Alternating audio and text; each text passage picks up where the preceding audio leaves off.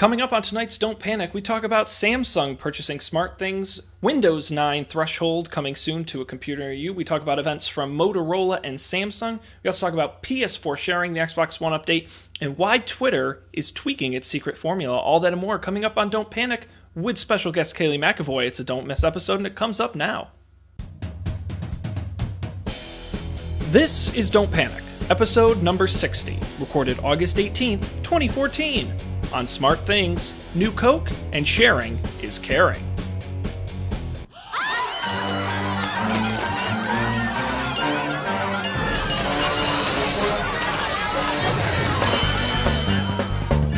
Hello, and welcome to tonight's edition of Don't Panic, the technology podcast that, I don't know, maybe we'll talk technology, who knows, but you gotta stick around and see, because I'm being joined by the Procter & Gamble, the Romeo and Juliet, the, you name it, they're a famous duo. It would be none other than Colby Rabideau, and who's that with him? Well, none other than Kaylee McAvoy, returning guest from way back when.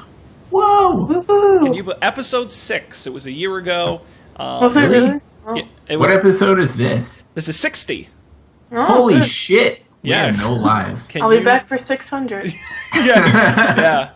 We can only, she's so great, we can only have her once a year. She's got a busy schedule, but we're glad you could clear it. So thank you for being here, Kaylee.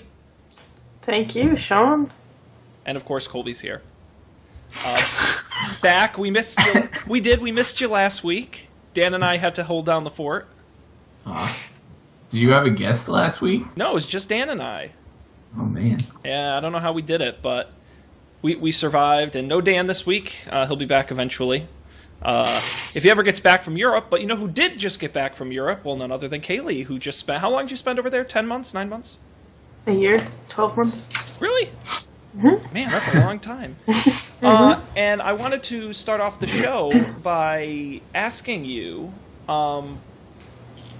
did you observe any kind of tech trends or any what the technology scene in Ireland is like? Well, they have this new thing called cable. And Now is that the cable that connects the two tin cans together so they can talk to each other? Do you have a guest last exactly, week? yes, No, it was these just Dan cool and I. tin Oh, phones. man. Yeah, you I can don't know how talk we to did it, people. but we survived. And exciting. no Dan this week. Wow. But no, they're very far behind on technology. So I'm sure you were teaching them all kinds of things. I fit right in. Do Irish people use Snapchat? They do. They got it while I was there. It had been Oh, out wow. for about 3 years here, and everyone all of a sudden was like, "Have you heard of this thing called Snapchat?" And I thought they were joking. I was like, "Yeah." 3 years ago. But so I had kind of already been over it, and then it kind of resurfaced again. So a lot of things were like that. Instagram. They recently got Instagram, and it was a very exciting thing.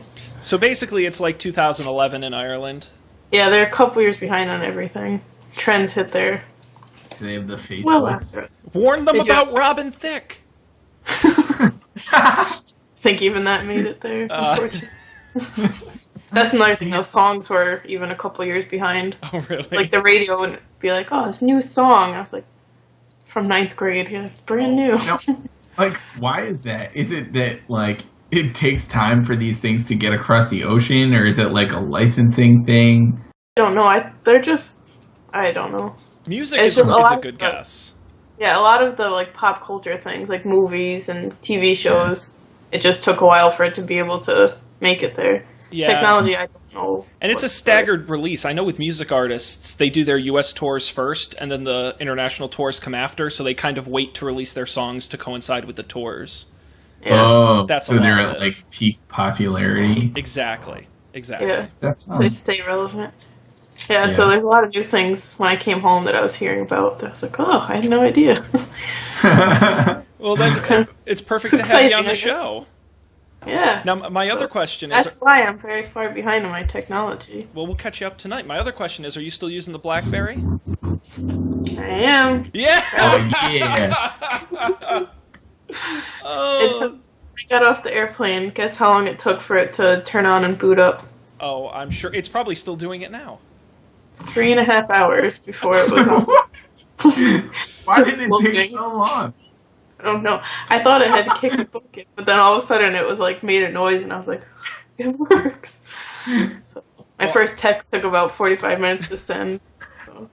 That's Going so on. ridiculous. I'll have to download BBM for my iPhone, and we'll BBM. Yeah, I would love to. Wait, did they actually release BBM on other? Well, They did. Yeah, I think they I did. never actually used it because it didn't work. It was supposed to work internationally, but my BlackBerry could not connect to Wi-Fi, so Oh, I remember. Yeah, I remember senior year of college, you were super pumped about BBM being I was. I released really on got into iPhone. Yeah, I was really excited. I but think then we it just- talked about that when you were on the show Yeah, probably. a year ago. Look at how that turned out. Yeah. I've had this BlackBerry for over 3 years now, so It's a tank. Well, who knows? Maybe something in today's news will convince you to upgrade. Who knows? I don't have an upgrade for like another year, so Ho, ho, ho. hanging on.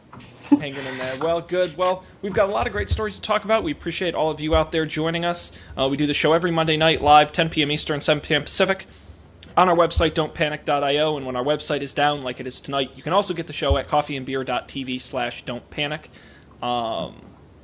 And we're also on social media at Don't Panic Show on Twitter and Don't Panic Show on Facebook. So why don't we get into the news? Any particular story you guys want to start with that grabbed your attention? I'm happy to pick one.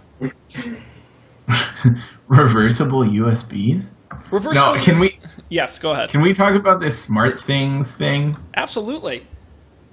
Now, there's a little company all of you may have heard of called Samsung, and What are you saying? And they make and sell. Did you know that they sell life insurance? And did you know that they make tanker ships? I did not know I that. learned this. Samsung makes everything. Well, now they make even more. That's interesting. Samsung scooped up Kickstarter startup Smart Things for $200 million as part of their Samsung Open Innovation Center, which is an initiative that they've been working on for a while, where they're either acquiring, partnering with, or just doing other work with startups in their own kind of mini incubator. That's happening now in Palo Alto. Smart Things to date has raised $15 million in venture capital after being successful on Kickstarter. If you're unfamiliar with Smart Things, it is a company, and they make smart home devices. So the big highlight of Smart Things was that it was supposed to be compatible with all the different standards, your Nests and your Philips Hues and all the different smart initiatives that are going on. That was the big kind of the big push behind Smart Things. So Samsung acquired them for $200 million. Good for them. Well, wait, so that just happened? That's the news is that Samsung acquired them? Correct. Okay. The timeline is they had the company is 2 years old. Mm-hmm. Can I buy Smart Things? You can. It sells a $99 hub that lets your appliances communicate across standards. So the way it works, if I understand this correctly, and I probably don't, is that this talks to all the other smart home crap that all the other companies sell. Mm-hmm. So your Nests and your Samsung washer and all of those sorts of things, and you buy the little $99 doohickey, and it hooks up to all the other smart apps and standards. Yeah. So could you like start Okay. your washer with your phone? Is that what you're telling me? Right. So the way it kind of works now, which is strange, is say you have a Samsung washer, you have to have a Samsung phone running the Samsung app to do your Samsung washer. Well, that sucks if you don't have the phone, but you bought a Samsung washer. It's useless. However, the idea behind Smart Things is we're going to work with all the 8 million standards going on and create a central hub. So your phone will just talk to Smart Things, and then Smart Things will talk to your washer, your refrigerator, your smoke detector, your light bulb, your whatever. Yeah. Okay. And then so they do I'm looking at their website right now. They also have like a bunch of other like sensor things and Right. like a keychain, like Yeah, they do make their own No, hardware. no, Switches, please lights, door locks, all of those kinds of things, correct. interesting. Cool. Maybe I'll Smart Thingify my apartment. It yeah. looks expensive. Well, to be honest, all the smart stuff is expensive, but it doesn't seem like they're particularly outrageous, especially compared to some of these other smart startups. But it's just interesting. A lot of people were concerned about Samsung's buying them. Obviously, they're going to only work with Samsung, but Samsung claims they're kind of running the Open Innovation Center as kind of a complete extension of the company that runs autonomously, kind of like Nest under Google, where they're left to do their own thing, and Samsung just wants to have a piece of the smart home pie outside their own devices. So do you guys think that's something that Samsung will follow through on, or do you think it'll slowly become more Samsungified?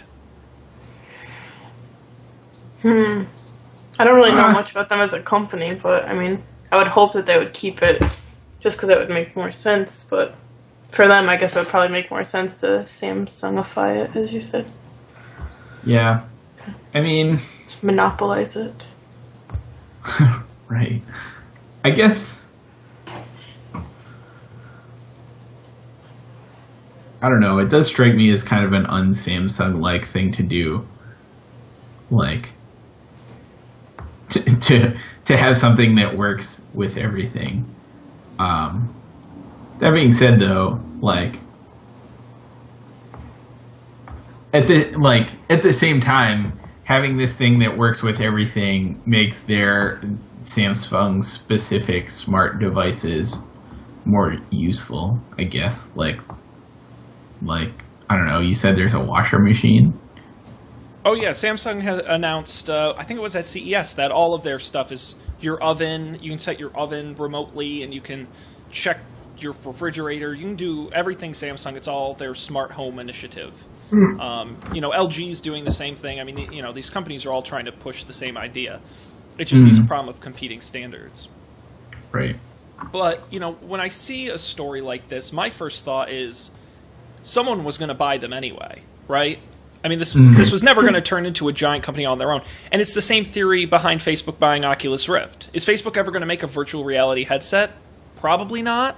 But, they see it as a strategic value to add outside of their sphere of influence. And then Oculus sees it as a way to get influxes of money and the support of the large company. And, I think that was more of the idea. I don't know if they purchased them because, we can integrate smart things with all of our Samsung stuff and it'll become Samsung smart things. I don't... That doesn't feel to me, especially what they're trying to do with the Open Innovation Center. I think you're right. Like, as far as... I don't know. I feel like the valuable thing about this is that it works with everything. And in changing that, it would totally ruin the party. Yeah, well, and that's the problem with Samsung stuff, right? Is if you buy a $30 Philips Hue light bulb and it doesn't work, well, that's one thing. But if you buy an $800 oven or a $1,000 refrigerator, and it doesn't work with your devices, that's a huge problem. And I think Samsung is starting to figure that out, right? They could say, your Samsung phone has to work with your TV. I mean, that's one thing, but when you start talking about big purchases like appliances or when you're going to replace every light bulb in your home, I think there are certain times where you want to make it Samsung only, and there are certain times when you don't. And this is absolutely a time you do not want to be that company because you're going to suck. Even Apple, the company that is gotta have everything Apple, even they're saying we're opening it up and we're working with partners, and so. Right. Yeah. Yeah. I mean, if smart, if the Internet of Things is gonna happen, I guess some people are gonna have to work together, at least for the beginning. Until someone owns enough of everything to be fuck you guys. But yeah, cool. Well, this looks neat. Now I'm looking at these kits they have. I might have to do it. Colby, I'd always encourage you to spend your money, especially on technology I'm not going to buy, so you can. Can you just explain to me what is the purpose of starting a washing machine with a cell phone? So, is there a benefit to that? Good question. Yes, the supposed benefit is, and I'll tell you a secondary story after this, but the kind of concept is not even starting a washing machine, but just the alert to know it's done. So your wet clothes aren't sitting in the washing machine, collecting grossness, whatever. The other side of that would be knowing if something goes wrong, if something breaks on the machine, if you've overweight it. I think anyone would remotely start a washer? Probably not. But at the same time, if you put your wet clothes in the morning and wanted them hot when you got home, or I'm sure you could think of some reason. Again, I guess that makes sense. It would be really cool if it also transferred the clothes from the washing machine to the dryer. Yeah, if it could do that and then fold them, I would be sold. Imagine. So you just want a robot to do your laundry, is what you're Actually, saying. speaking of this, I did remember I put clothes in the wash this morning and forgot about it. See, wouldn't it be So great? maybe I could have used it. Use your smart washer. But a funny thing is that, and this was at CES this year, and I wish I remembered what company it was. I think it was LG, was pushing this idea of your appliances having personalities. So when because this is like big in Japan, when they would message you, they wouldn't just say, laundry done. It would be like, "Hi, Kaylee, clothes are all ready," and then like a smiley face, like from your washer. That's so creepy. I It would was the hate that. dumbest thing. Like, and it would have like a little avatar of your washer. Like, would it have a personality? Because then this is going to turn into a her situation, and someone's going to end up falling in love with their washing in love machine. with their I would watch that. That sounds really That good, was- actually. That was the weirdest movie, side note, that I've ever seen. I haven't seen it yet. Kind It of was scary. It was something else. It's the future. Scary stuff. Really, what I want is the smart refrigerator that knows I'm out of milk, and then Amazon automatically orders it and delivers it to my home before I even realize I'm out of milk. That's the future I want. Let me know when I'm there. Yeah. That would be amazing. Yeah. Then everyone's No. just going to turn into a bunch of mindless, forgetful I dummies. already am that, so might as well enjoy the advantages, right? True. I'm not sure if I'm mindless yet, but I'm definitely forgetful. Yeah. Fair enough. And computers are taking over the world. Well, and that's how we like it here on Don't Panic. Thank you, Kaylee. I couldn't think of a better sentence to exemplify our Don't Panic stance than computers are taking over the world. It's totally fine. So let's talk another story. Anywhere you guys want to go in particular here? Or as I pour more Snapple into my glass? It's half and half. I Not a don't. sponsor. We could. I mean, there's at least one more Samsung story on here. We could do that, or segue into something else. I don't care. All right. Here we go. Let's do this then. Upcoming events. We've got several. I am telling all of you out there who are listening, the next month is going to be back-to-back-to-back announcements, especially as we move into the holiday season. Yes, I know. Pumpkin spice lattes are out this coming week, so we're already... Did you not see that? This was a big deal. August No, I didn't. 25th, even earlier this year. It already That's still feels like summer. fall, so. It's not even Labor Day. There's already Halloween candy out. What? Ugh, what are we doing? Isn't that bad? Isn't that bad? I hate I everything. ain't back to school yet. Calm down. I know. Well, back I feel- to I school feel is like- like in May. Yeah, Well, they I start. feel it. I feel like in a couple of years, it's just going to be Christmas all year. Yeah, they're just trying to push everything so they could do Christmas. 'Cause that's the big stuff. Like all the Halloween stores are open in my town. Oh. It's weird. Oh, the pop-up That is very Halloween scary. stores? Those Yeah. are funny. Yeah, I Are noticed there pop-up stores for other holidays or just Halloween? I've seen Christmas ones. They're not as Yeah. popular as Halloween ones. I'm trying to... No, Right. but Then, like, then again, Thanksgiving stores, such as sell turkeys. what other holiday do you buy, like, such a specific category of goods for that a pop-up... and then you never buy any other time of year? That's True. fair. Like, what a weird... Maybe, like, an American flag store on 4th of July. I could see a pop-up American flag store, because you don't really buy them any other time of year. I guess there are like pop-up fireworks Fireworks stores, yeah. places around 4th of July. It's true. Which is a great idea. Mhm. Yeah, so upcoming events, we've got a ton of them. Stay tuned to Don't Panic because we're going to have wall-to-wall coverage. But let's tease a couple now. So Motorola, did you forget about them? They still exist. Now owned by Lenovo.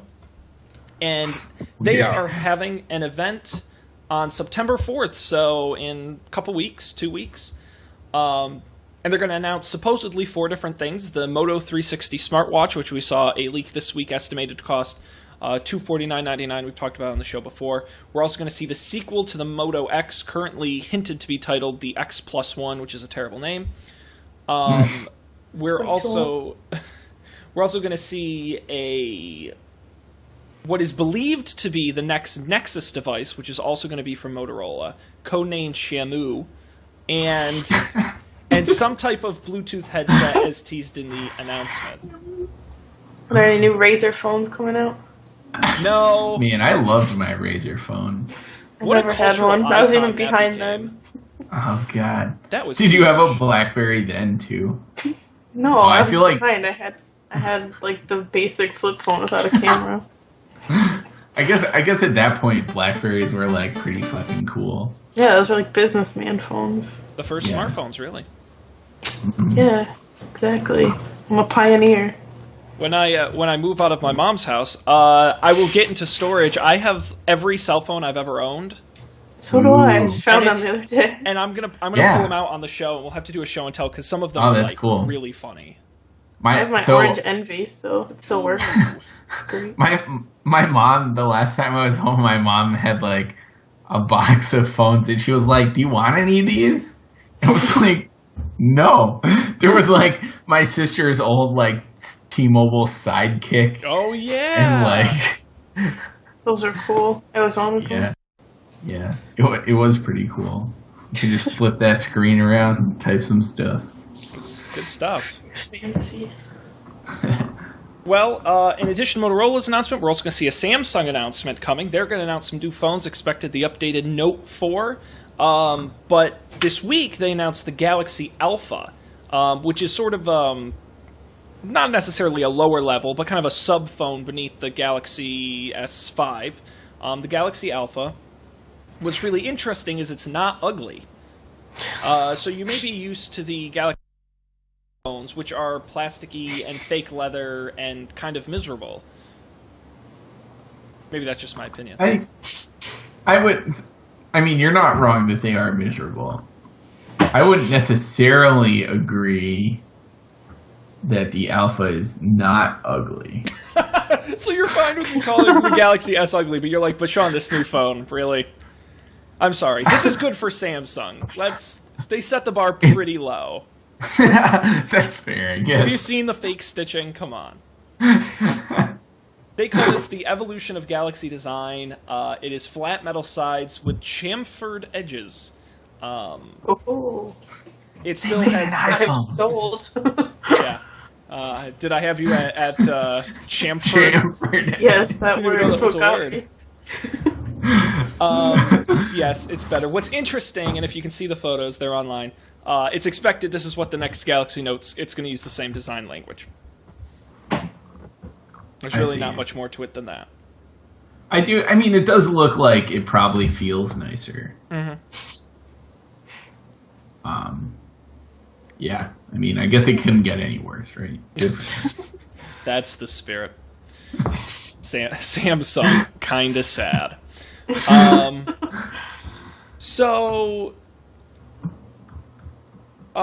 Let's talk about...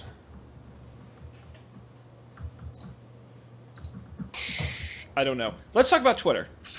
Because I actually am interested in this story.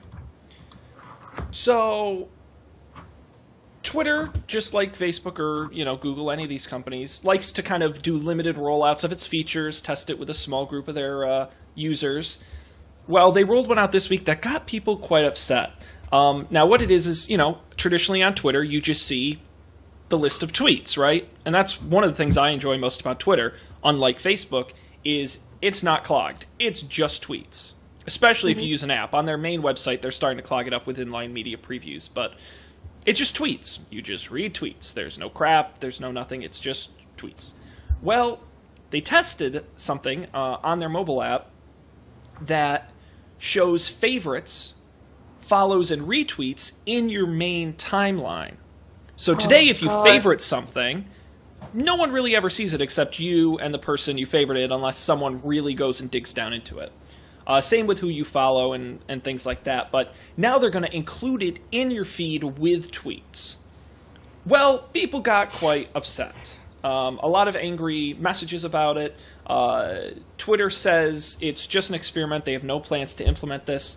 But the argument, it's believed for Twitter doing this, is that it increases the kind of social aspect rather than just reading it for news aspect, right? Creating a two-way communication rather than you're just reading tweets. Because it's something like, and I'm making this up, but I think it's pretty accurate, 50% of Twitter users don't tweet. You know, they just go there to read. And I think that's what Twitter is kind of encouraging, is that, you know, Facebook has seen big success with likes and comments, and they kind of want to see that same thing out of favorites and retweets. But Kaylee, it sounds like you, and I know you're a Twitter user, that you think this is a bad decision. That's just going to be so cluttered. I already hate it when people retweet things I don't care about, because I don't want to see them. Yeah. Yeah, I would hate to, because people go on, like, following sprees. I don't want to see, like, 10 in a row of people following. That's so God, annoying. that sounds horrible. But let's I don't care what other people do, really, unless I follow them to read their tweets. I don't follow them to see what they follow. Well, and even if for the sake of argument, Twitter had an algorithm to make sure you couldn't get bombed with 100 follows, you know, it algorithmically at least showed you somewhat relevant stuff. I still think it defeats the strongest purpose of Twitter. Oh, yeah, that's what I was going to say. Like, then Twitter is Facebook, and Yeah. who cares? Like, it's not a news feed. I don't need to know what other people are doing. I go on it just to quickly read through things. And to me, and I'd be curious how you guys, but the way I use favorites is either to remember a particularly funny thing that I kind of use it like a like, but like a private like. So I saw that was really funny. I'm going to remember that later. Or like if there's a news story I want to read, but I don't have time, I'll favorite it and then come back. Right? Yeah. Neither of which makes any sense for anyone other than me seeing it. Right. Yeah, I usually do it as like a save this for later. I should remember. Yeah, that. I mean, I feel like I agree. Like, so I've never used them for like to read something later, but I use them as like kind of that's cool. Like, I'm not going to retweet it, but yeah, like I don't need to share this, but I saw it. Right. Like I didn't think it was so good that I need to tell everyone I know about it. But I thought it was pretty good. I appreciated it, and I want to let you know. Like, I feel like if they show other people that, it just becomes a retweet, and then it's like redundant and no longer useful to me. Yeah, there's no differentiation there. Well, and in this article, oh sorry, Sean. Go ahead. No, you go ahead. The article that you sent, the Gizmodo one, I was just reading it, and this quote was particularly relevant. Where retweets are a way to share stories, support causes, endorse certain point of views, or just pass along funny viral tidbits from around the web, favorites are a semi-private affair. So I think that is very relevant. Well, and I don't normally look at other people's favorites. I don't want people really looking at mine. Not that it's anything bad. It's just this is just something I found interesting. I think it's a fantastic parallel. And one of the things that bugs me about Facebook is I comment and like things, and that's great. I don't like when it comes up in my feed that Kaylee commented on this. And usually it's some friend of a friend that I have nothing to do with. And 99% of the time I don't care. You know? Yeah. It's that extended network effect where it's like by the time you get as far as to show me something somebody favorited or followed, I'm probably not that interested, and it's not the reason I'm following them. Yeah, exactly. So come on, Twitter. I get it. You want to try new things, and that's wonderful, and you've done a lot of great things that I really like, but stop making it so complicated. It's okay to be simple, right? Yeah, that's why people like Twitter. Like, that's why people who prefer Twitter over Facebook, that's why they prefer it, because it's simple. Well, and even because mostly they don't care what their friends are doing. You know, I've gone to pretty much using Twitter exclusively on apps on mobile device and not the Twitter default app, because the website has gotten so cluttered. Now you have boxes on both sides of your feed. You have the inline media previews. It's become very Facebook-like. And I instead use Tweetbot on my iPad, Twitterrific on my iPhone, where they're just the tweets, and I have it set that way because that's all I care about. Stop trying to throw in all these things. But then again, I sound like those people who are like, every time Facebook changes the font size slightly, oh my god, they ruined my timeline. Like, I don't want to be that person, but... No, Twitter, I feel like they're just trying too hard. Well, I mean, do you guys think this could have anything to do with, like, Twitter's, like, money woes? I don't know how... I mean, I preface this by saying I don't know how serious or not serious this actually is, but I feel like every once in a while it comes up how, like, they just haven't been quite as successful as they want or need to be. Oh, really? And, like... Yeah, and, like, you know, so maybe this stuff they're trying is to, like, increase engagement or whatever to get more ad views or to get more eyes on their stuff or eyes on for longer. It must be, I'm sure. But...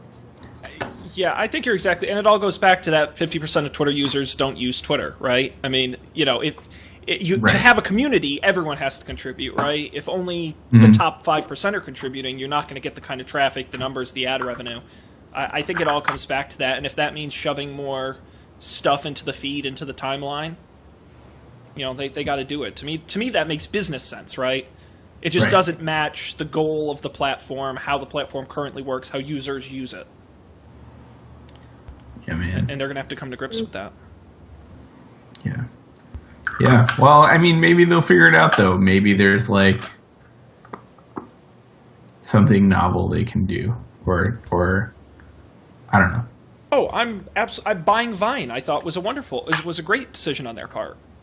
Right? That's smart, and it's not something they've shoved down everybody's throats, right? As Twitter users, I think that was really smart. I think you can add features without interrupting the core of your business.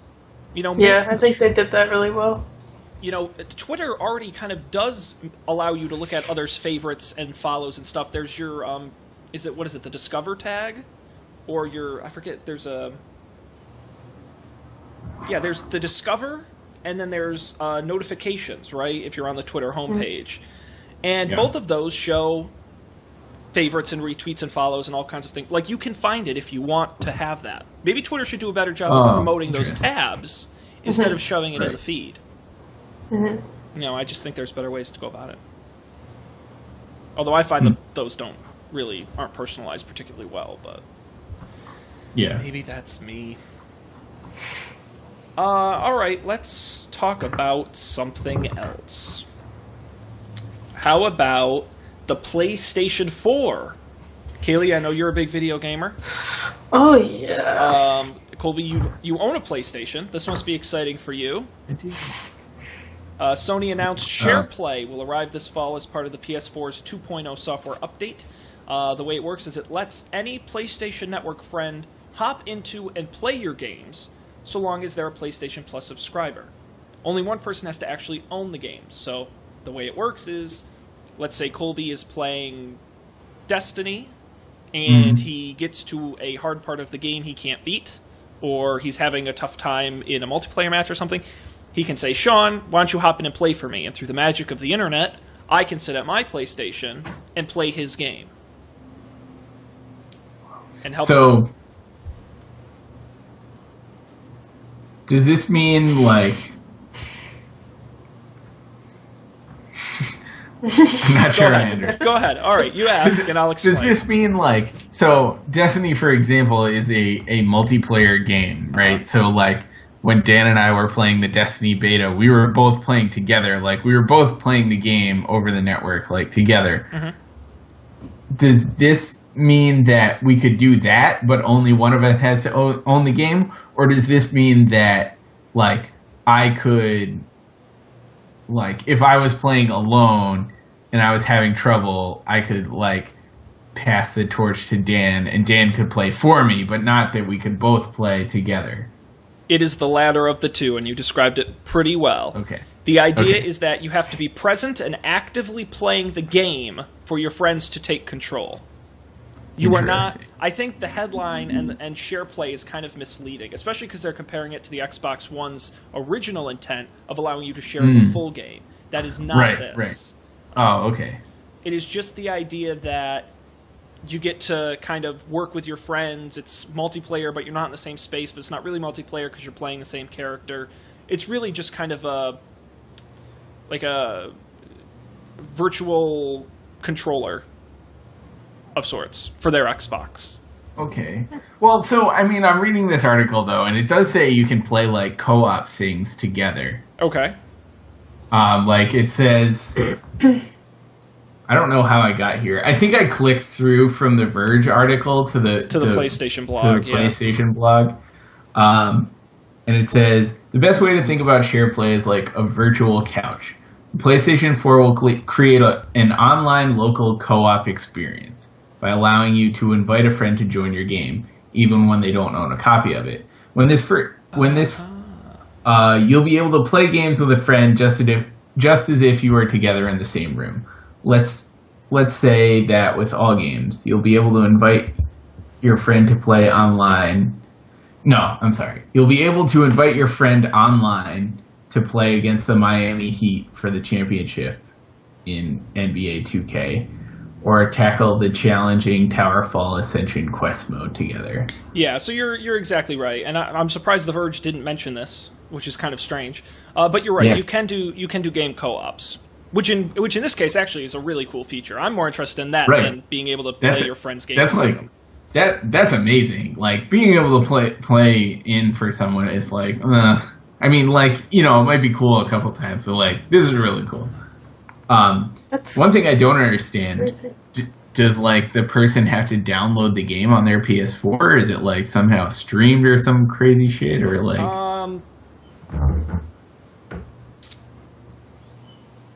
I don't know. It doesn't say.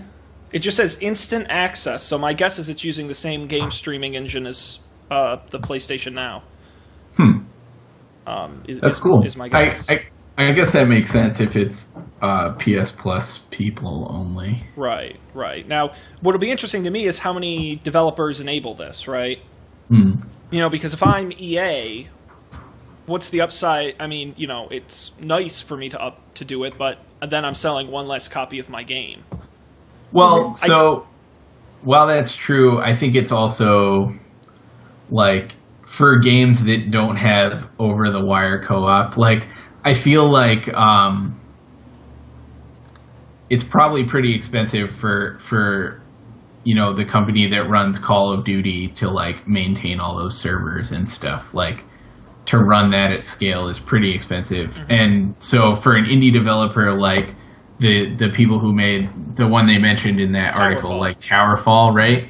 Like Towerfall doesn't have online multiplayer. Like you can only play with other people if you're in person, which is cool, except that you can only do it if you're in person.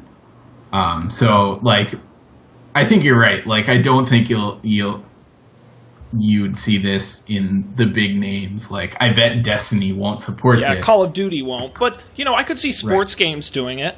And I could certainly, and I think you're exactly right, letting PlayStation pick up the cost on the server side is smart, especially for smaller developers. And I have to imagine because, see, I'd be curious, now, every example they gave was a one-to-one, right? I can play against you, and we can play together. But they didn't list anywhere it's a group, like a Call of Duty or where you're getting 8 people at the same time. I'd be curious to see how that works. Because it's one thing if you're streaming the game directly to one person, but all of a sudden you get 8 people all going at once. That would be interesting. But I think it's a cool feature. It could be like maybe it's the case that both people are streaming the game from like Sony's server. That could be it too. Yeah, again, this is an update that's coming in the future. It's kind of just vague right now. It's a wait and see approach at this moment, but still cool stuff. It's interesting. I'm sure it'll change your life, Kaylee. Definitely. But I own a Wii. That's it. cut it. I don't know how to turn it on, so But I'm a big gamer. I've said before on the show, $60 is way too much for me to pay for a game. So if I could play your game for free, I'm all about it. I'll pony up for the PlayStation in that case. I'll pay the upfront cost. If Colby's going to buy all the cool games, then we can play NBA 2K. Sure, that's what they're going I guess for. that's okay. Your friends are going to feel really ripped off. Colby, why don't you go buy the new Madden? No. It's going to lead to a lot of rifts and friendships. Yeah, that'll end well. Like, what, you have homework tonight? But I thought we were going to play your game online. Yeah, I need you to go on so we can play. Exactly. Homework. Oh. While we're talking about video game updates, I'll quickly mention Xbox also announced Xbox One owners are going to get an update in the futures. It includes adding a streaming TV feature to the Xbox One. So if you use that for your TV, it'll stream now to your Windows, iOS, or Android phone or tablet using the Smart Glass app. It's only available initially in countries where it's digital TV tuner available, so basically not the US. But you'll be able to do that in international countries, so that's good. You'll also be able to boot the console straight to TV, a new media player that supports content from USB devices or via DLNA. You're also getting threaded messages, better snap management when you're putting games and things side by side on the screen, and a new friends section. They have not announced when that update's coming up, but probably soon. And there's that. Okay. We can do one more story. Now we can talk about Windows, we can talk about Amazon, or we can talk about Apple. Any takers? Don't all jump at once. I mean, I feel like there's nothing actually new on the Windows thing, right? The Windows 9 thing? No, there is something new. Oh, And just because you said that, we're going to talk about it. Damn it! Yep, I know you don't. Someone's got to talk about Windows on the show, right? Do they, though? You're all excited? Well, get pumped because Windows 9 is coming. It has been suggested that a public preview of Windows 9 codenamed Threshold is coming as early as next month or early October. Now, the big deal about Windows 9 is it is a big departure from the goals set forth in Windows 8. They're bringing back the Start menu. They're making Metro apps more usable in a windowed environment. They're going to include Virtual Desktops feature. They're going to remove the Charms bar and bring in an early version of the Cortana Siri-like virtual assistant. Now, what was that, Colby? What are virtual desktops? What's the name of the feature on Mac where you can have the different desktop screens? Spaces? Yes, it's that. I see. Or like, I don't know if it's still called that. It's part of Mission Control, but I think it's Spaces. Where you have multiple different desktops running at the same time. Yeah.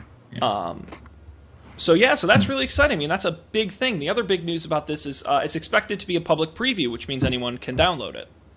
This isn't going to be a closed beta. This isn't going to be an OEM test. This is going to be for everybody. Cool. So everyone can have their hard drives corrupted by Yeah, which was also funny because Windows did push a release this week that gave the blue screen of death to a number of users. But oh, really? that's Microsoft. What are you going to do, right? Well, that's interesting. Apple is also doing a public beta of OS 10, whatever it is. What is Yosemite? it? Yosemite. That's right. Yeah, that's right. Well, yeah. and it'll probably be fully released in. I would put money on October. Because that's, I'm assuming, when they'll do their Mac event. Cool. So honestly, I mean, I'm so excited about Apple right now. Like, even I can't get excited for Windows 9. And I'm the Windows guy. That's true. That's bad news, Isn't man. it? That's how you know we lost Sean? Damn it. He was the one guy. He was pushing for it. Yeah. People at Microsoft are worried. They are concerned. I don't know. Maybe Windows 9 will be great. I have no problem with Windows 8. I just think Yosemite looks really good. That's all. I want the what is it? It's not. Is it continuity? Is that the stuff where your phone and your tablet talk to your computer? I want that stuff. That's the cool. I want the cool stuff. Maybe I'll get a Windows phone. I think I want that, but I also I don't know. I don't use my anything. I don't even know what I do. I don't know what I do. I just What is happening? Oh, Colby. What am I doing with my life? You're in such good shape. Things are going well for you. Wow. Hang in there, buddy. You'll be okay. Oh my god. I think it's that Android phone. That's what's doing it to you. It very well could be. My life is just falling apart, and that's why. Are you excited for the new Moto X? No. Okay. I'm not excited. X+1? The X I can't, plus like, one. I mean, maybe they'll blow me away, but I Probably. can't imagine it's going to change my life. Not like the Apple smartwatch will. Okay. Silly. I think it's time for us to move on to picks. Picks. I'm going to go first because I said so. And my pick this week is Camoji, which is like emoji, but with a C-A instead of an E. Camoji. And it's a combination of camera and emoji. Camoji. I can't explain this any harder. And it's described as a simple GIF camera. Let me throw... there we go. And it is an iOS app for your phone. And essentially, it's really simple, but it takes... Using the camera, it takes and creates a GIF of whatever you are doing. And then it puts them directly into iMessage and sends them to your friends on iMessage. So... it'll also share to Facebook and Twitter and email, but it's primarily designed for iMessage. So let me pull up the app here and switch my camera so I can show you. So the way it works is there on the screen, you can see the sort of... I can't see it. well, I know, because you're on a different camera. I actually have two cameras. You guys see something different, but there, now you should both be able to see it. Yeah. You can see you got the little camera. These are some I took when I was out on the lake the other day. That's not me wakeboarding. That's someone else. I don't know how to wakeboard. But it's a very simple camera, so if I wanted to do it, I can swipe... Was it swipe down to flip the camera? Is that... No, swipe. I want to flip the camera around. Oh my god! It works. There we go. Okay, better. So there, so see now I can take one of myself and you just press and hold the screen. And then it records it. Or at least it was supposed to. Why does nothing work when I want it to? And there you go, and now it'll just play it back, and it just loops it like a GIF, right? And then it's just one swipe up to send it to iMessage. Super simple, you pick who you send it to, and it shows up, see there, and it shows up as a little image. You can tap it, and it animates right in iMessage. It's super easy. And it's just kind of a fun way to send quick little messages. I know Snapchat, you can send videos, and there's other ways to do it, but this is one of the best ways, certainly through iMessage I've seen, to do it. And it's just kind of a fun way to use iMessage. I will point out in iOS 8, which is probably coming out at the September 9th announcement, mini video messaging like that, I believe, is built into iMessage now. So it's kind of irrelevant in a couple weeks. We use it for a couple weeks, and it's free. It's free on the App Store for iOS. It's Camoji, C-A-M-O-J-I, GIF for iMessage. So fun. Cool. When Never heard of it. when is iOS going to be released? iOS 8. That's a great question. The Apple announcement September 9th. I'm fully expecting at minimum to see new iPhones, which means they'll announce probably one or two new features they held back for iOS 8. And I don't... It will either be released that day or on the day the iPhone actually comes out if they push it out a couple months. I see. Cool. So but we'll at least get an update then. Right. I'm excited. As you should be. It's going to be awesome. I'm so excited for Apple, but that's a whole. I've said that. I'm jazzed. I'm so jazzed. Sean's jazzed. I'm jazzing all over the place. All right. So who wants to go next? I'll go next. Okay, Go Colby. ahead. So my pick is a pick I picked before, but it changed, so I'll repick it. So Foursquare. So we talked about this on the show before, but Foursquare recently decided to split the Foursquare experience into two experiences. One is the check-in experience, which is now called Swarm. So Swarm is all about like checking in places and seeing where your friends are at. And the other half is Foursquare, which is all about like reviews and finding cool places to go and like food recommendations and stuff. So they did a whole like. So the Swarm was released a while ago, and they sort of did like a half, like they just pulled check-ins out of the old Foursquare app. But they finally released the rebranded, fancy new Foursquare. I guess it was 2 weeks ago now.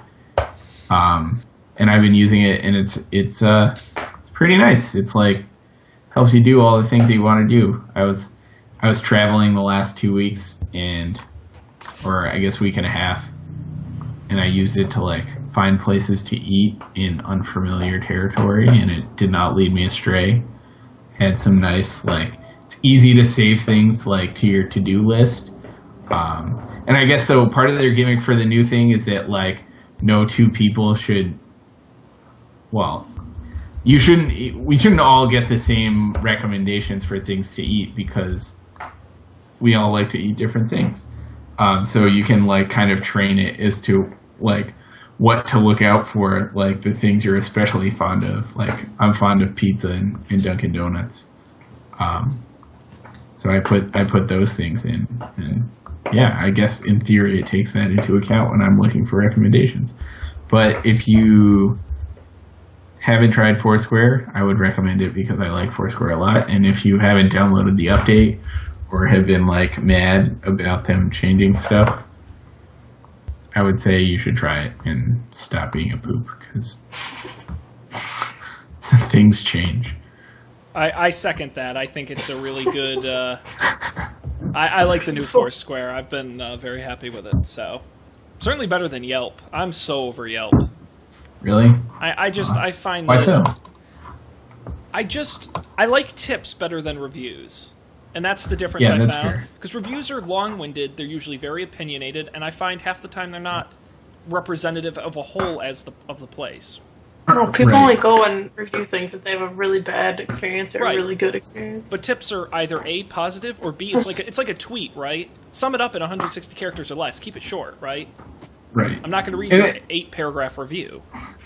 It's also often I feel like tips are not like I like this place, but they're more like this sandwich was really good, or ask them about this or something, which is nice. Like not only is it short, but it's like implicitly positive or negative, I guess. Like there are negative tips as well, but it's in general it's useful. Like it helps you get more out of the place you're going to.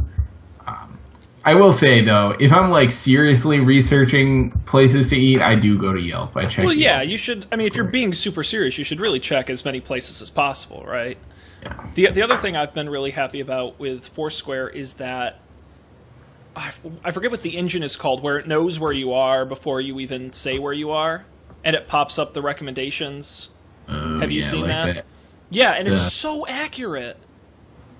It is pretty good. It's crazy how accurate, especially, I mean, I've been in places where it's like crowded and there's Mhm. a bunch of surrounding businesses and restaurants and somehow they know where you are.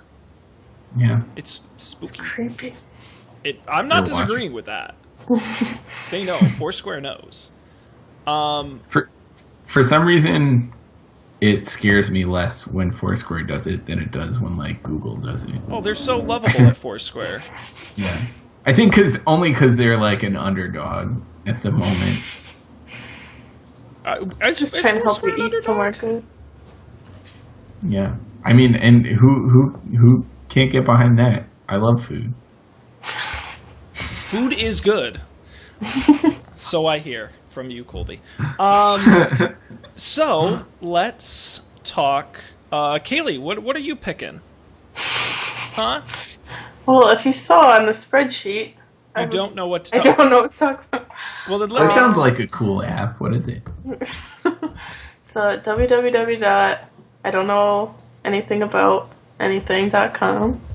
That's my favorite website. Yeah. So good. I was bummed when Google bought them. No, we can. Well, you don't have to pick. I will give you the opportunity. If there's anything else you want to talk about, Kaylee, now's the time. Otherwise, we can send this show off to pasture.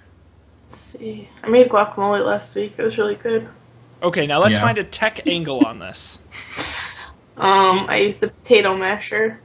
Was it an electric potato masher? It's not, Oh, fuck. but it was technology at one point. It was That- very high.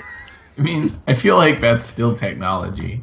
It is. Just It's not Although high. it doesn't get any basic than hitting something with something else to make it into smaller things. It's very analog.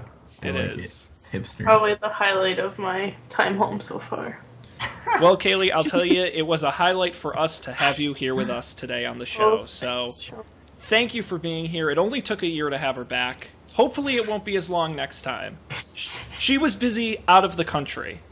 Yeah, I had And a we did. legitimate excuse. Yeah, we really were going to try and get you on. It was that darn time zone difference. Yeah, I was on for something.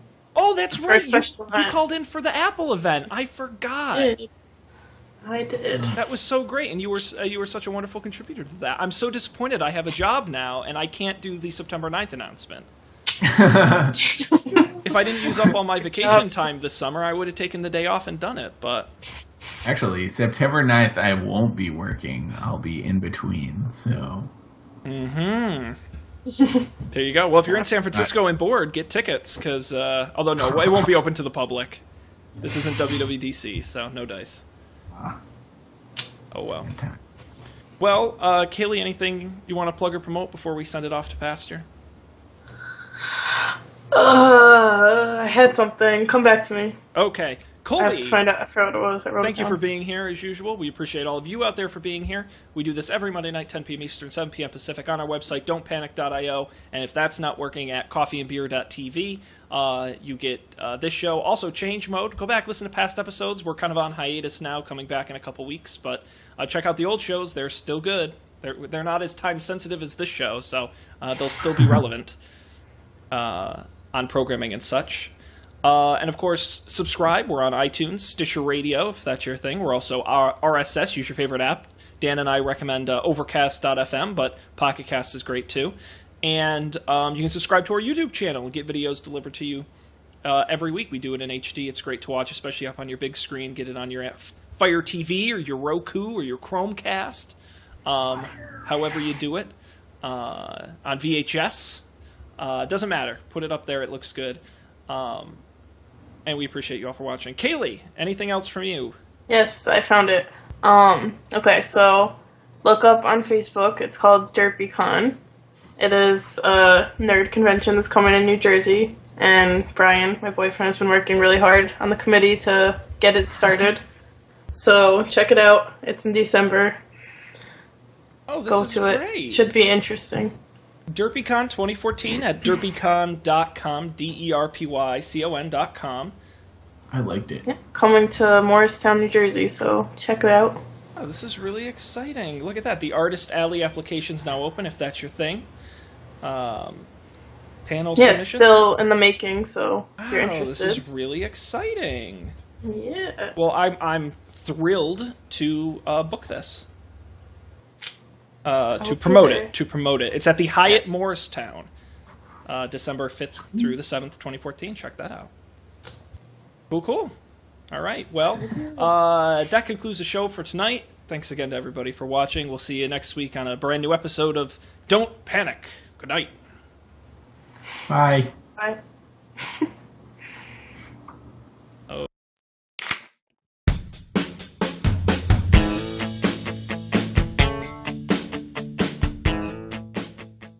This show is brewed fresh weekly by the Coffee and Beer Podcast Network. Get all our shows at our website, coffeeandbeer.tv.